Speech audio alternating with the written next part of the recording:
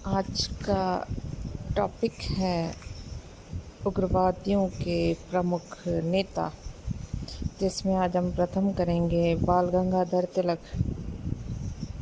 बाल गंगाधर तिलक का जन्म 23 जुलाई 1856 ईस्वी को महाराष्ट्र के रत्नागिरी स्थान एक चित्पावन ब्राह्मण परिवार में हुआ है।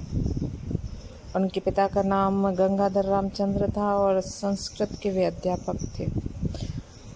बाल गंगाधर तिलक संस्कृत, गणित, मराठी का ज्ञान उन्हें घर पर ही करा दिया गया था। 1871 ईस्वी में 15 वर्ष की आयु में उनका विवाह तापीबाई से हुआ। जब वे 17 वर्ष के थे उनके पिता का देहांत हो गया और 1873 ईस्वी में तिलक ने दक्कन कॉलेज में प्रवेश लिया।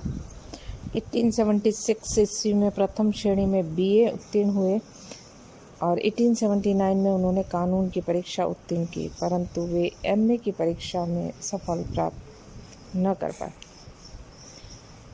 अध्यापक और पत्रकार के रूप में देखें तो कॉलेज से निकलते ही उन्होंने जनहित के कार्यों में भाग लेना शुरू किया। सरकारी नौकरी न करने का निश्चय करते हुए उन्होंने पुणे में रहकर अपना सार्वजनिक जीवन 1880 में प्रारंभ किया। तिलक ने सर्वप्रथम शिक्षा के क्षेत्र में कार्य प्रारंभ करते हुए श्री विष्णु कृष्ण चुपड़कर के साथ मिलकर उन्होंने 1 जनवरी 1880 को न्यू इंग्लिश स्कूल के नाम से एक विद्यालय प्रारंभ किया। 1881 ईस्वी में श्री आगरकर भी इस स्कूल में उनके सहयोगी बने। त्याग और निस्वार्थ सेवा भाव के आधार पर यह संस्था प्रगति करती चली गई। 1881 में तिलक ने पत्रकारिता के क्षेत्र में प्रवेश किया और 2 जनवरी 1881 को मराठा तथा 4 जनवरी 1881 को केसरी नामक पत्र प्रकाशित किया, जिसमें आगरकर, नामजोशी और चिपळूणकर आदि ने उनका सहयोग किया था। पत्रकारिता के क्षेत्र में अपने निर्भीक आलोचनात्मक प्रवृत्ति के फलस्वरूप तिलक आगरकर को 1882 में कारावास का दंड भोगना पड़ा। कोल्हापुर रियासत के दीवान के उत्तराधिकार के संबंध में आलोचना करने पर इस संदर्भ में ब्रिटिश शासन की भूमिका की भर्त्सना की और दीवान ने मराठा के संपादक तिलक तथा केसरी के संपादक आगरकर के विरुद्ध मानहानि का मुकदमा चलाया। तिलक और आगरकर को 4 मास का साधारण कारावास मिला, परंतु जेल से रिहाई होने के पश्चात जन समूह ने उनका भव्य स्वागत किया। 1884 में न्यू इंग्लिश स्कूल को डेक्कन एजुकेशन सोसाइटी दक्षिणी शिक्षा समिति के रूप में परिवर्तित कर दिया गया। 2 जनवरी 1885 को इस शिक्षा समिति ने बम्बई के गवर्नर फर्ग्यूसन के नाम पर फर्ग्यूसन कॉलेज की स्थापना की। आगे चलकर आगरकर और तिलक में हिंदुओं के रीति रिवाज तथा सामाजिक संबंधों में सुधार के प्रश्न को लेकर मनमुटाव हो गया और आगरकर इस संस्था से अलग हो गए। 1890 में तिलक ने भी इस सोसाइटी से सदस्यता से त्यागपत्र दे दिया। तिलक ने त्यागपत्र का कारण संस्था के सदस्यों की त्याग भावना के स्थान पर लोभ लालच का होना बताया। आमदनी जो होती थी वो सदस्यों में बंटवारा करने की परंपरा को बनाए रखना चाहते थे, जबकि तिलक इस परंपरा को समाप्त करना चाहते थे। सहयोग से तिलक की त्यागपत्र देने के बाद गोखले संस्था के सचिव बने और उधर आगरकर ने केसरी से भी संबंध विच्छेद कर दिया। अब मराठा और केसरी दोनों का दायित्व तिलक पर था, जिसे उन्हें धैर्य और साहस से इस जिम्मेदारी को निभाना था। तिलक की राजनीतिक क्षेत्र में प्रवेश को यदि हम देखें तो मराठा और केसरी के माध्यम से तिलक राजनीतिक जीवन में पहले ही प्रवेश कर चुके थे, लेकिन राजनीतिज्ञ के रूप में मान्यता प्राप्त नहीं हुई थी। किसी राजनीतिक संगठन से वे जुड़े नहीं थे। 1889 के अंत में वे पूना की सार्वजनिक सभा द्वारा बम्बई कांग्रेस के लिए प्रतिनिधि चुन लिए गए और इस अधिवेशन में गोखले, बिपिन चंद्र पाल और लाला लाजपत राय भी आए। राजनीतिक दृष्टि से यह अधिवेशन साधारण से प्रस्तावों को पास करके संपन्न हो गया और तिलक ने उदारवादी जैसा ही व्यवहार किया था। गोखले के साथ भी उनकी अच्छी बनी। वस्तुतः अभी तक उनका ब्रिटिश साम्राज्य के प्रति विरोध का भाव जागृत नहीं हुआ था, परंतु इस अधिवेशन में बिपिन चंद्र पाल, लाला लाजपत राय ने मिलकर उन्हें अत्यधिक प्रसन्न हुए। 1891 में सरकार द्वारा विवाह के बाद यौन संबंध स्थापित करने के बारे में आयु स्वीकृति विधेयक पेश किया गया, जिसका उद्देश्य बाल विवाह को रोकना तथा विवाह की आयु को 10 वर्ष से बढ़ाकर 12 वर्ष करने का था। उदारवादियों ने इस विधेयक को स्वागत किया, परंतु तिलक ने इसे जनता के सामाजिक अधिकारों पर राज्य का हस्तक्षेप माना और इस विधेयक का विरोध किया। उसी वर्ष नागपुर कांग्रेस के अधिवेशन में तिलक ने शस्त्र कानून पर भारतीयों के शस्त्र युक्त करने का प्रस्ताव रखा।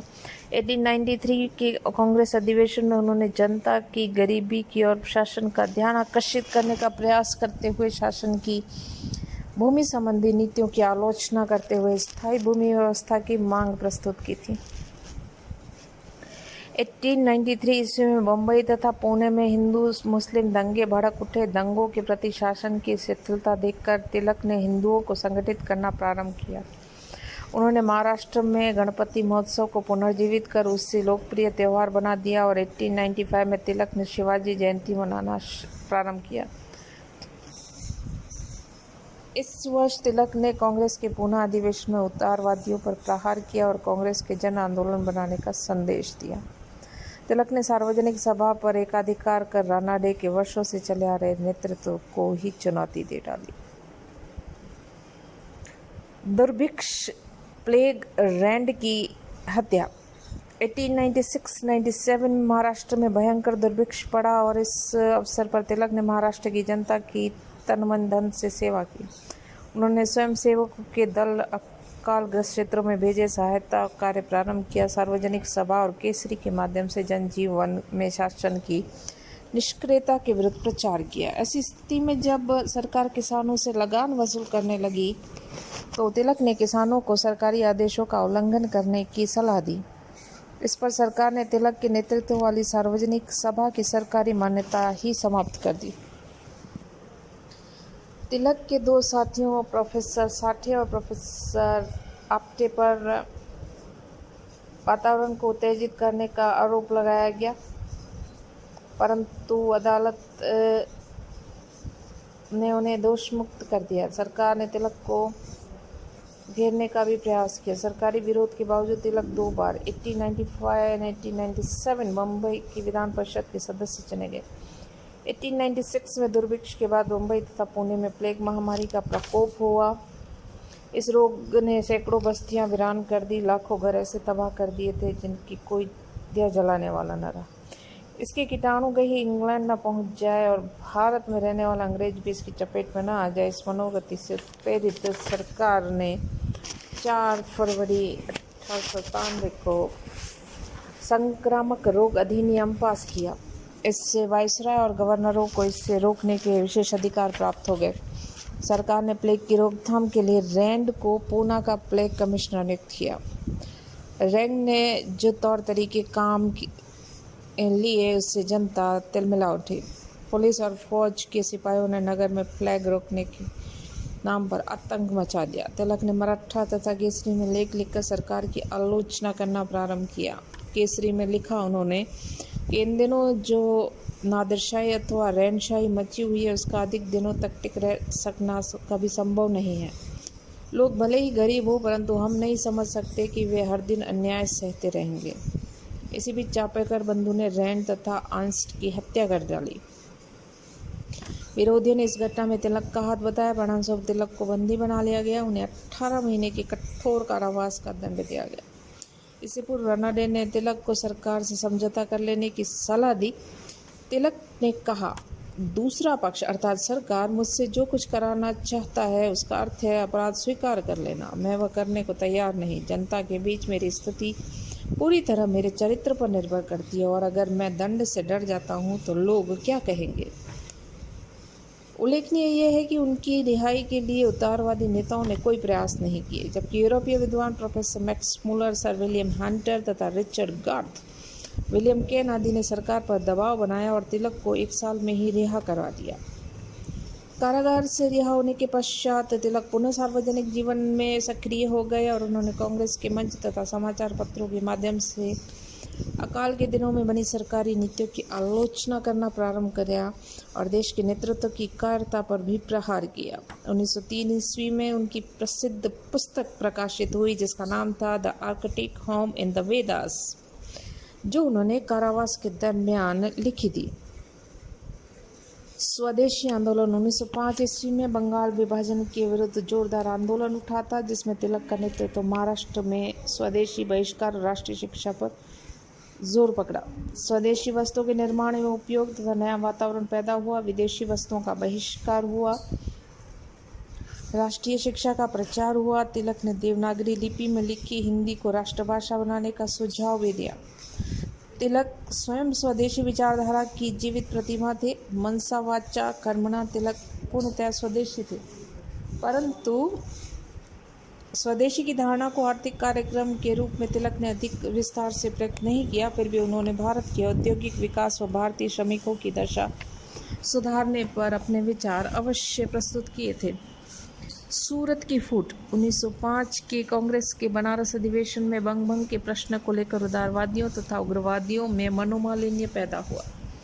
लाला लाजपत राय, विपिन चंद्र पॉल और तिलक राष्ट्रवादी नेताओं के रूप में उभरे।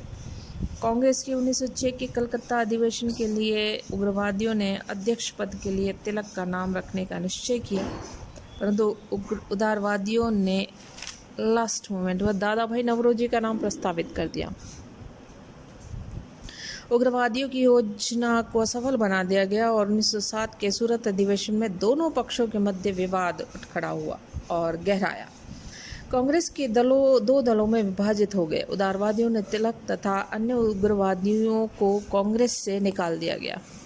तिलक ने सूरत की फूट के बाद उदारवादियों की भीरुता का स्थान पर भंडाफोड़ किया और अब उनका नारा था स्वराज मेरा जन्मसिद्ध अधिकार है, मैं उसे लेकर ही रहूँगा।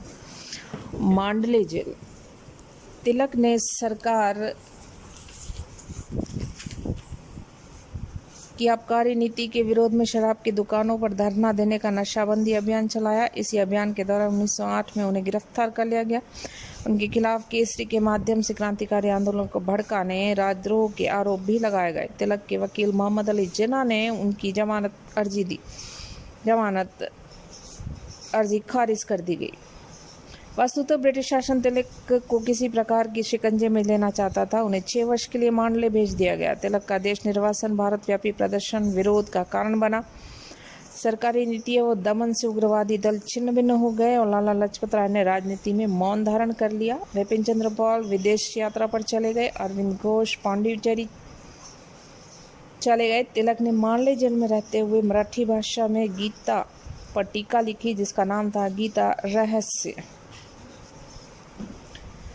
होम रूल आंदोलन 1914 में 6 साल की सजा काटने के बाद तिलक जब पुणे वापस लौटे, उनके नेतृत्व में राष्ट्रवादी फिर सक्रिय हो गए। प्रथम महायुद्ध के छिड़ने पर बहुतों के मन में ये विचार था कि स्वराज की स्वीकृति के लिए ब्रिटिश सरकार पर दबाव डालने का ये स्वर्णिम अवसर है। उग्रवादियों का अपना कोई संगठन न था। कांग्रेस पर उदारवादियों का अधिकार बना हुआ था। अतः एक नया संगठन बनाने की पर विचार किया गया और 23-24 दिसंबर 1915 पुणे में एक सम्मेलन हुआ जिसमें बम्बई, मध्य प्रदेश और बरार के राष्ट्रवादी शामिल हुए। सम्मेलन के निर्णय अनुसार 28 अप्रैल 1916 को पुणे में होम रूल लीग की स्थापना कर दी गई। श्रीमती एनी बेसेंट मद्रास में एक all India home rule league की स्थापना उनके द्वारा की गई। तिलक और उनके समर्थकों ने एनी बेसेंट के साथ मिलकर होम रूल आंदोलन चलाया और 1916 में कांग्रेस के लखनऊ अधिवेशन से पूर्व ही कांग्रेस के दोनों पक्षों, नरम और गरम दल, पुनः एकता कायम हो गई। कांग्रेस निष्कासित उग्रवादियों को पुनः कांग्रेस में सम्मिलित कर लिया गया और उग्रवादियों ने शीघ्र ही कांग्रेस की काया पलट कर उस पर अपना नियंत्रण स्थापित कर लिया। लखनऊ समझौता। तिलक ने पूरे 9 वर्ष तक कांग्रेस के 9 वर्ष पश्चात लखनऊ के अधिवेशन में हिस्सा लिया। कांग्रेस और मुस्लिम लीग में लखनऊ समझौता तैयार हुआ तिलक के प्रयासों से, जिसमें दोनों राजनीतिक दलों ने मिलकर स्वराज की संयुक्त मांग प्रस्तुत की। तिलक तथा अन्य कांग्रेसी नेताओं ने मुसलमानों के लिए पृथक प्रतिनिधित्व का प्रस्ताव स्वीकार करते हुए राष्ट्रीय आंदोलन को एक नया मोड़ प्रदान किया। तिलक होम रूल आंदोलन के प्रमुख स्तंभ बन गए और जगह जगह लोगों को द्वारा उनका स्वागत किया गया।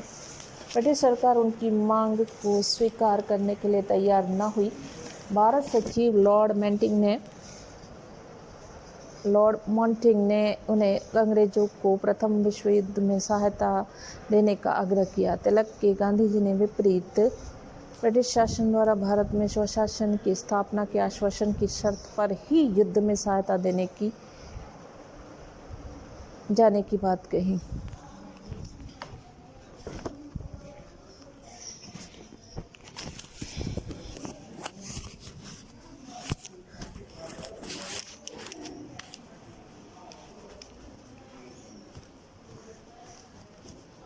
सरकार को तिलक का सहयोग पसंद नहीं आया और तथा उसने उनके भाषणों पर अनेक प्रतिबंध लगा दिया। एनी बेसेंट के प्रति भी सख्त नीति अपनाई गई। सरकार ने होम रूल आंदोलन को कुचलने का दृढ़ निश्चय कर लिया।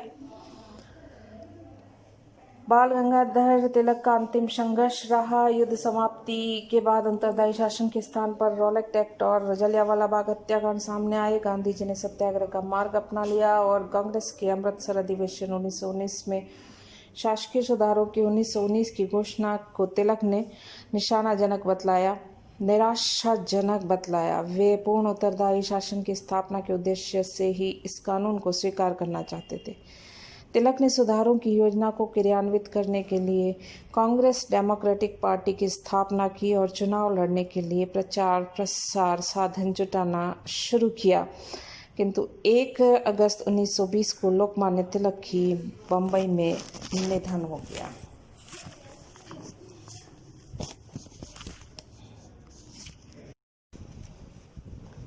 आज